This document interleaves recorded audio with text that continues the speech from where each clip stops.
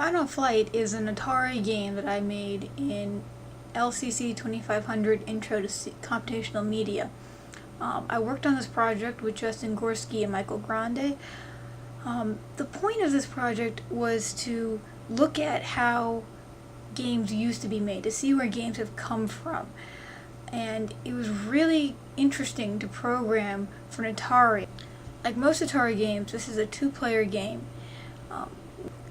The red player is a professor who's trying to avoid the blue player, who is a student.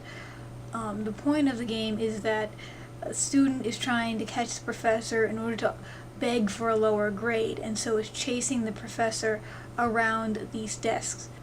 The longer it takes the student to catch the professor, the higher the professor's score goes. Until if the professor avoids the student long enough, the professor will win because the due date for the final is passed. However, the student can win by catching the professor enough, which increases their score and also increases their grade. We wanted to capture something of the frustration that students feel trying to talk to professors about their grades during finals week and ask for extra credit or regrades or help on their projects. And so we made it purposely difficult for the student player to win the game. The point of this game then for our team was not so much just to create another game, but to create a game that could invoke a particular emotion in the players, a particular feeling of desperation that is something they might have experienced themselves during school.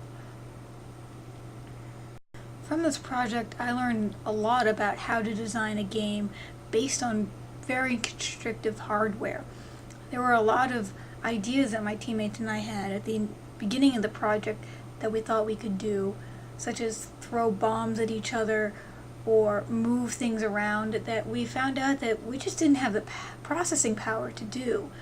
And we really then had to focus on how can you make a game with very constrained limitations.